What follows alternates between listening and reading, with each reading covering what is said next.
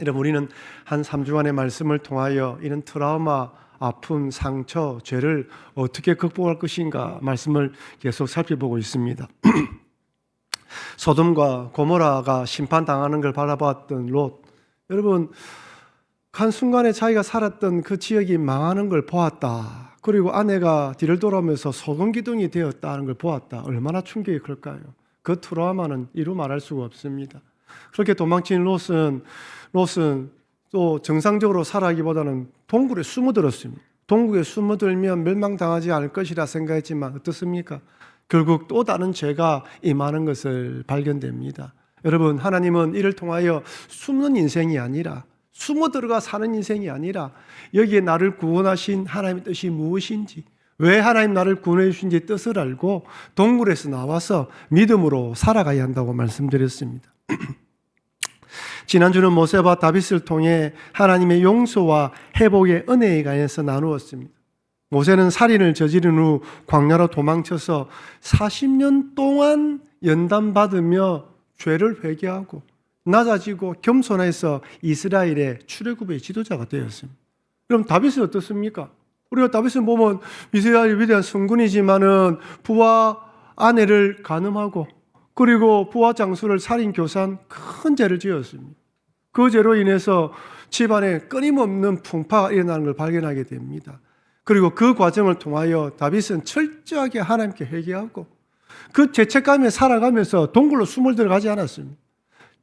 철저하게 회개하고 하나님께 나아가서 믿음으로 이스라엘 왕의 역할을 잘하여 성군으로 칭찬받았습니다.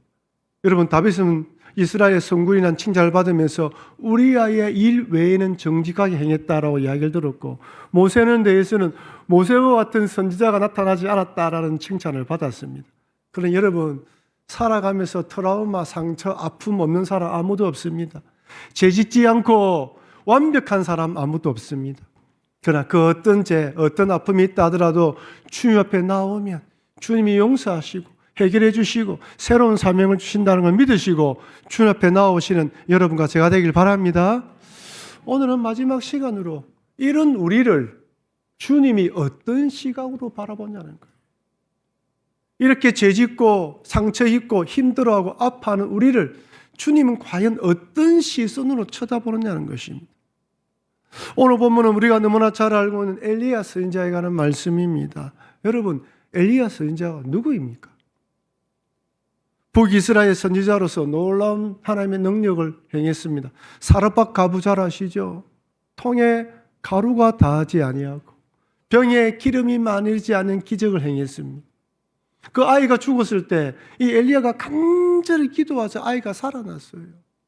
여러분, 갈멜산의 영적 대기는 누구나 다른 이야기입니다. 하나님께 간절히 구했을 때 하늘에서 불이 내렸습니다. 3년 6개월 동안 비가 오지 않았는데 비가 왔고 마지막에는 불발을 타고 하늘로 승천한 선지자예요.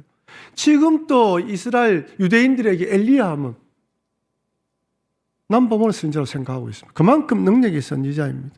그런데 오늘 본문의 엘리야는 우리가 알고 있는 그런 능력의 선지자가 아닙니다. 낙심하고 지쳐있고 무기력하고 삶을 포기하고 번아웃되어 주저앉아 있습니다. 어떻게 하나님의 위대한 선지자가 하루아침에 이런 실망스러운 모습을 보일 수 있단 말입니까? 지금 이 일이 바로 전날에는 그런 능력을 해하고 난 뒤에 그 다음날 바로 이렇게 꼬그라졌습니다. 조금 전만 하더라도 바알과 아세라를 섬기는 제사장들과 영적 전쟁을 통해 승리했습니다. 3년 6개월 동안 비가 오지 않는데 비가 내리게 했습니다. 누가 봐도 하나님께서 살아 역사하심을 증명한 것이죠. 얼마나 놀랍고 감격스러운 일입니까? 이런 놀라운 은혜를 경험했다면 더 힘을 내어 주의 사역을 감당해야 되는데 낙심에 빠졌어요. 그 하루 사이에 낙심에 빠졌습니다. 낙심의 이유는 분명합니다. 바로 이세벨의 협박 때문이에요. 바알과 아세라를 섬겼던 이세벨 왕비는 엘리야가 자기 선지자를 죽였다는 이야기를 두고 협박을 합니다. 오늘 본문 말씀을 보십시오. 열왕기상 19장 2절 말씀 같이 읽겠습니다. 이세벨이 사신을 엘리야에게 보내어 이르되 내가 내일 이맘때에는 반드시 내 생명을 저 사람들 중 한 사람의 생명과 같게 하리라. 그렇게 하지 아니하면 신들이 내게 벌 위에 벌을 내림이 마땅하니라 한지라. 여러분, 놀랍지 않습니까? 지금 그렇게 하늘에서 불이 내리고 비가 왔는데 이세벨은 전혀 변하지 않아요.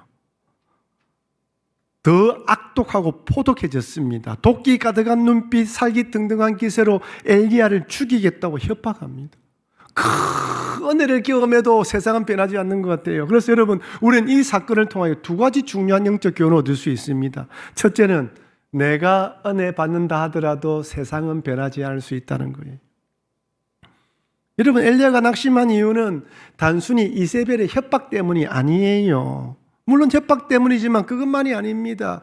이미 이세벨은 이전에 여호와의 정도를 죽였습니다.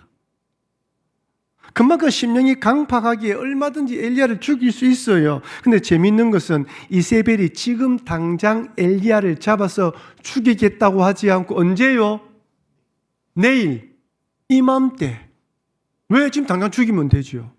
왜 이세벨 왕비가 지금 당장 죽이지 않는 것이죠? 지금 분위기가 비록 이스라엘 백성들이 머뭇머뭇거리고 있지만은 이 엘리야가 강력한 능력을 행한 걸 보고 마음이 술렁술렁거려요. 그런 능력을 행한 선지자를 죽인다? 여러분, 정치적으로 머리가 잘 돌아간 이세벨 입장에서도 자칫 잘못하면 폭동이 일어날 것이라 생각한 것입니다. 그렇다고 지금 바알과 아세라를 섬긴 입장에서 자기 선지자들이 죽었는데 아무런 조치를 취하지 않을 수가 없어요. 그래서 뭘 한 것입니까? 협박입니다. 내일 이맘때 내가 죽일 것이다 라고 이야기를 하면서 이 엘리야에게는 협박을 하고 자기를 믿는 사람들에게는 명분을 제공해 주는 거예요. 그렇다면 이건 단순한 협박에 불과합니다. 그렇다면 엘리야가 이런 이세벨의 협박을 받고 도망치는 것이 아니라 무시하고 넘어가면 됩니다. 여러분, 얼마나 많은 사람들이 얼마나 많은 이야기를 합니까? 다 들을 수가 있겠습니까? 때로는 무시하고 넘어가야 돼요. 이 협박입니다. 무시하면 되는 거예요.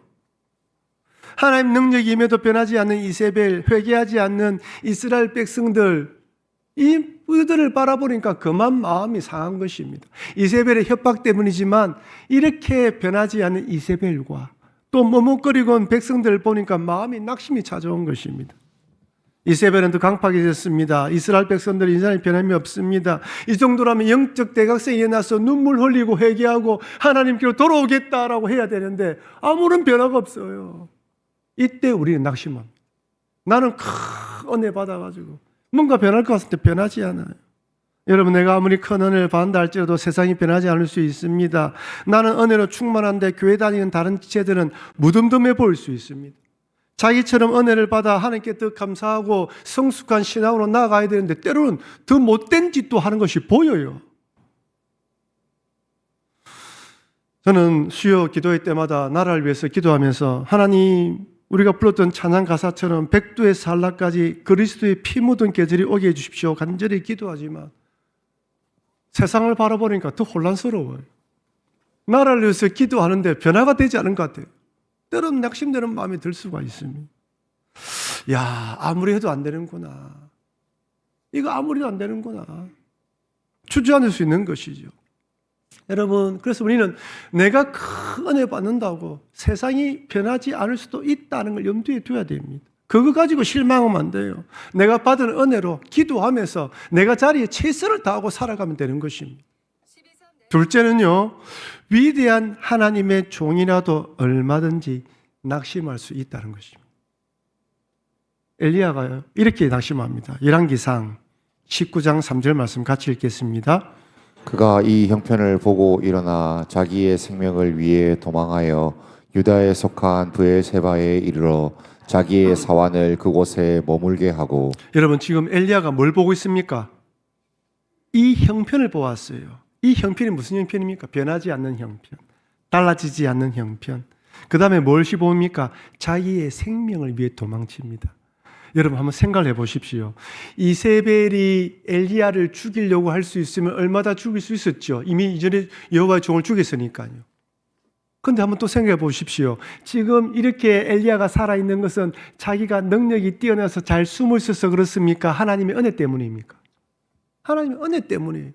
지금까지도 얼마든지 죽을 수 있는데 하나님 은혜로 살아왔다면 앞으로도 그렇게 살아갈 걸 믿어야 돼요.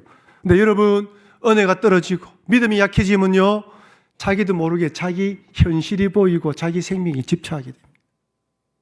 은혜가 충만하고 은혜가 풍성할 때는 보이지 않았고 담대했는데 그 문제가 크게 보이지 않았는데 은혜가 떨어지면 이렇게 엘리야처럼 되는 거예요. 그래서 자기 생명을 위해 도망치게 됩니다. 어떻게 하루아침에 이렇게 낙심하며 도망칠 수 있나 말하지만 이것이 바로 연약한 우리의 모습이에요. 우리가 누구를 탓할 수 있겠습니까? 엘리야를 손가락질할 수 있겠습니까? 우리도 얼마든지 엘리야의 낙심을 이해할 수 있습니다. 나름대로 열심히 신앙생활 했음에도 삶이 나아지지 않고 오히려 더 어려워질 때 낙심이 찾아옵니다. 주일 말씀 듣고 새벽 기도하고 수요 기도하고 금요 개인 기도 시간에 열심히 부르짖어 기도하는데도 뭔가 달라지는 것이 없으면 낙심하는 게 우리예요. 우리가 누구 엘리야를 바라보면 왜 그렇게 하는가 할 수 있겠습니까?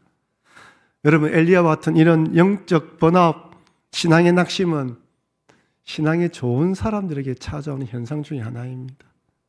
대충 믿음 생활하고 교회 왔다 갔다 하며 다니는 사람들에게는 죄송하지만 이런 영적 번아웃이 찾아오지 않아요. 종교적으로 교회를 다니는 사람들에게는 이런 영적 번아웃이 찾아오지 않습니다. 나름 열심히 신앙생활하고 믿음으로 살아가려고 애쓰고 하나님을 바라보고 하는데도 불구하고 나아지지 않고 달라지지 않을 때 나도 모르게 순간적으로 낙심이 딱 찾아오. 육적, 영적으로 완전히 방전되는 것이죠. 마치 차량에 배터리가 나가면 차가 시동이 걸리지 않는 것과 동일합니다. 이렇게 완전히 탈진하고 소진되어 방전된 엘리야가 이렇게 기도합니다. 열왕기상 19장 4절입니다. 같이 읽겠습니다. 자기 자신은 광야로 들어가 하룻길쯤 가서 한 로뎀나무 아래에 앉아서 자기가 죽기를 원하여 이르되 여호와여 넉넉하오니 지금 내 생명을 거두시옵소서.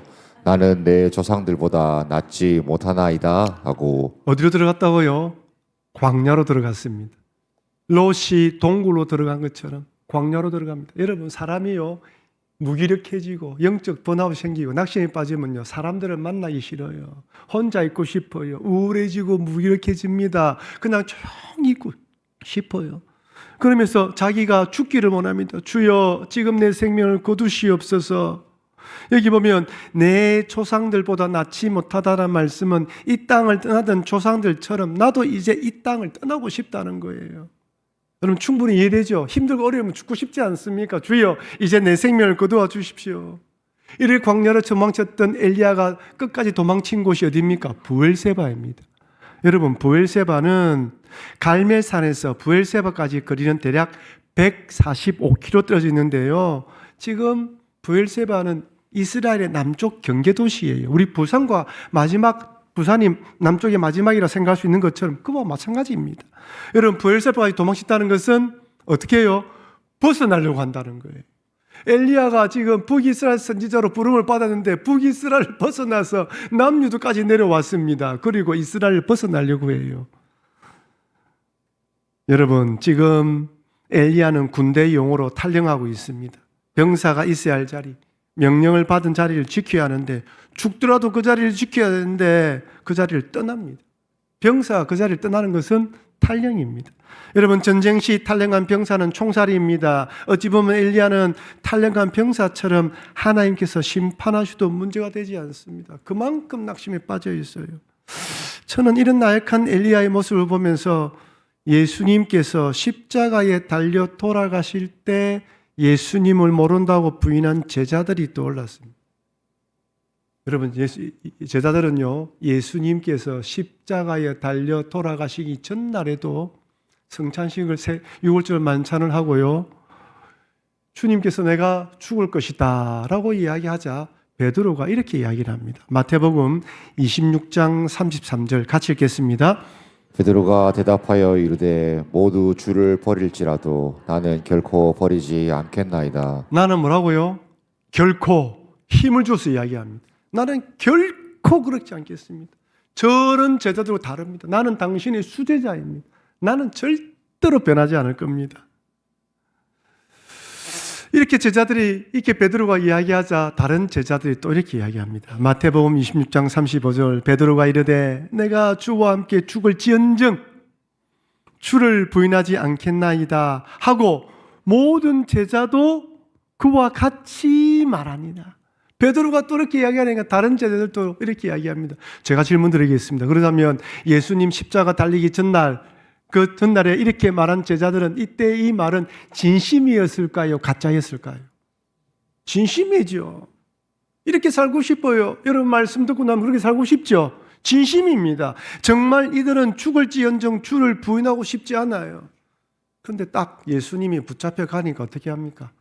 부인하고 도망칩니다. 성경을 읽어보면요, 뻘거벗은 채 도망친 제자도 있어요. 베드로는 3번씩이나 모른다고 부인하고 도망쳤습니다. 낙심하며 죽여달라고 하는 엘리야나 도망친 제자들이나 별반 다를 바가 없어요. 이것이 바로 연약한 우리 인생들입니다. 낙심한 엘리야나 도망친 제자들이나 다름 아닌 우리 모습이기도 합니다. 우리도 얼마나 쉽게 낙심하는지 몰라요. 힘이 빠지는지 몰라요. 그렇게 큰 은혜를 받아도 어려운 일 만나면 금방 낙심 빠집니다. 아이고, 주님 교회 못 가겠습니다. 그렇다면 이런 연약한 우리를 어떤 시선으로 주님 바라볼까요? 이렇게 죽여주십시오라는 엘리야, 절에 도망치는 제자들을 주님 어떤 시선으로 바라보실까요? 열왕기상 19장 5절 6절에 이렇게 말씀합니다. 우리 같이 읽겠습니다. 로뎀나무 아래에 누워 자더니 천사가 그를 어루만지며 그에게 이르되 일어나서 먹으라 하는지라. 본즉 머리맡에 숯불에 구운 떡과 한 병 물이 있더라. 이에 먹고 마시고 다시 누웠더니. 여러분 이 구절에 어루만지며의 동그라미를 딱 치야 됩니다. 어루만지다. 이 어루만지다는 히브리 뜻은 접촉하다, 건드리다, 치다라는 뜻이에요. 그런데 이것이 누구에게 사용되느냐에 따라서 뜻이 다릅니다. 이것이 악인들에게 사용되면 맛 좀 봐라, 너 끝났다, 손본다는 뜻이고요. 하나님 백성들에게 사용될 때는 어루만져 주신다라는 뜻입니다. 하나님 백성들을 어루만져서 치료하시고 회복시켜 주신다는 뜻이에요. 마치 신약에 예수님께 나왔던 병자들이 예수님이 그 손을 얹으시고 기도하면서 만지시며 치료했듯이 그런 의미가 포함되어 있습니다. 그런데 하나님께서 이 어루만지는 것을 천사를 통하여 한 번만 한 것이 아니라 7절에 또 어루만진다고 되어 있습니다.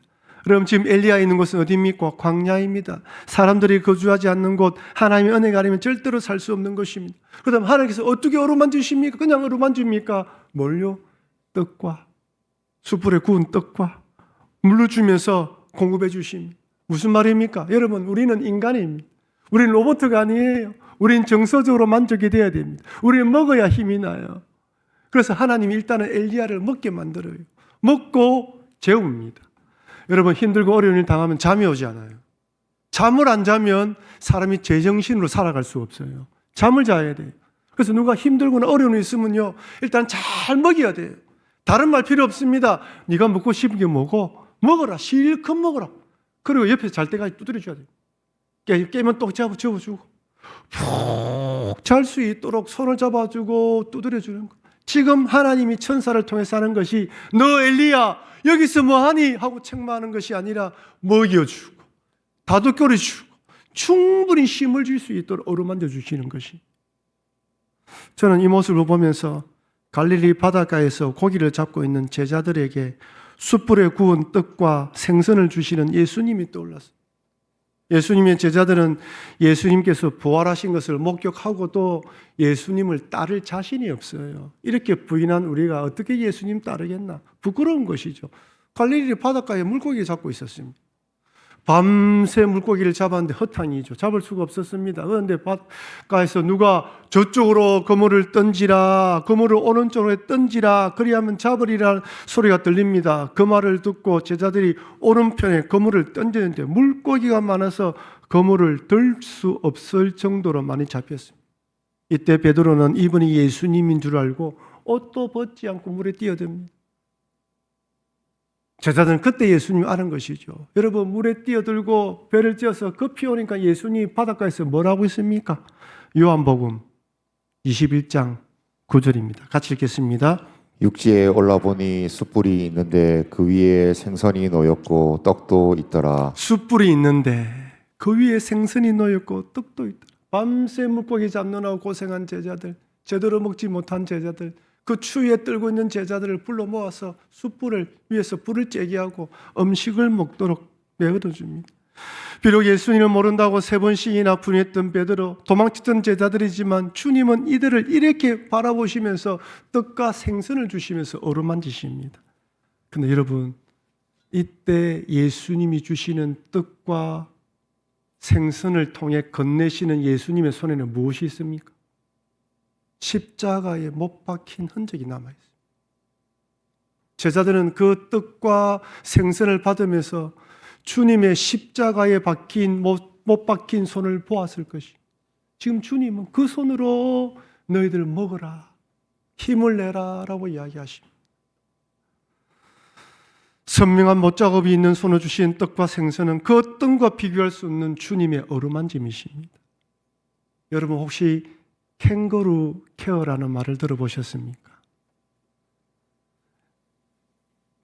이분이 지금 여자인지 남자인지 잘 모르겠지만 아기를 딱 안고 있는데 예정일보다 일찍 태어난 미숙아를 부모의 앞가슴에 이렇게 수줍이치로 안고 일정 기간 동안 피부를 맞대게 하는 법임이에요. 치료법이라고 합니다. 이때는 부모도 맨살로, 아기도 맨살로 이렇게 딱 가슴에 댄다고 합니다. 마치 주머니 안에 새끼를 키우는 캥거루 육아부와 비슷하다 해서 캥거루 케어라는 이름이 붙여졌습니다. 이 방법이 처음 태어난 것은 1978년 콜롬비아의 수도 보고타에서 이 미숙아들이 태어나는데 인큐베이터가 이어야 되는데 인큐베이터가 없는 거예요. 애들이 그냥 죽어가는 거예요. 그래서 의사와 간호사들이 어쩔 수 없다, 산모들에게 젖을 먹이면서 힘을 주보자 하고 이 미숙아들이 이 젖도 제대로 빨지 못하는 아이들을 억지로 배에 이게 가슴에 안기고 두들겨 주면서 있으니까 아이들이요 힘을 내더라는 거예요. 그러면서 이렇게 부모의 체온이 아이들이 그대로 전달되면서 아이들이 정서적으로 안정을 찾았다고 합니다. 이처럼 하나님께서도 영적으로 지치고 낙심한 엘리야, 예수님을 절대로 부인하지 않고 버리지 않겠다고 결단했지만 도망친 제자들을 포기하거나 내버려 두지 않습니다. 미숙아로 태어난 아기를 부모가 맨살로 맞대고 품어 안아서 생명력을 전달하는 것처럼 우리 하나님께서도 이렇게 연약한 우리들을 품어주십니다. 여러분 언제 품어주십니까? 말씀을 들을 때, 예배 드릴 때, 기도할 때, 찬양할 때 하나님 은혜가 우리에게 임하는 것이, 그것이 바로 어루만짐입니다. 개인적으로 기도할 때 상처 입은 심령, 지치고 힘든 심령, 죽고 싶은 괴로운 심정이 있지만 이 마음 그대로 하나님의 은혜를 사모하며 나오는 모든 자들을 이렇게 품어주십니다. 오늘 이 시간에도 말씀을 통해 여러분을 품어주시는 것입니다. 사랑하는 성도 여러분, 이 땅을 살아가다 보면요 다양한 일들을 만납니다. 불행과 사건 사고로 인해서 트라우마와 후유증, 때로는 죄를 지어서 고개를 들 수 없는 실수와 죄를 범할 수도 있습니다. 열심히 믿음으로 산다고 했지만 낙심되어 주저앉을 수도 있습니다. 오늘 본문의 엘리야처럼 하나님 위대한 능력을 행했음에도 변하지 않는 세상을 보고 낙심할 수도 있습니다. 무기력과 우울증이 찾아오는 것이죠. 그런데 이런 우리를 하나님은 외면하고 고개를 돌리시는 분이 아닙니다. 숯불에 구운 떡과 물고기, 물을 준비하시면서 어루만져 주십니다.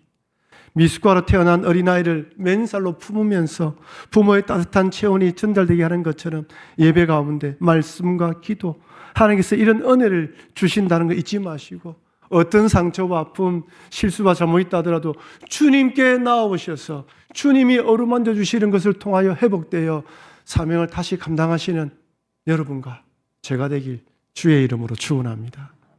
우리 받은 말씀을 기억하면서 하나님, 지난 3주간의 말씀을 통하여 여러분 마음에 주시는 말씀이 있을 것입니다. 하나님께서 그 상처, 그 아픔, 그 죄들 용서한다. 이제 나로 인하여 힘을 얻고 어루만짐을 통하여 힘을 얻고 주님께 나오라고 말씀하실 것입니다. 하나님 회복시켜 주시고 또한 소망을 주시고 또 주님께 달려가 잘했다 충성된 종이라 칭찬받게 하여 주시옵소서. 우리 이런 마음을 가지고 다 함께 통성을 한번 기도하도록 하겠습니다.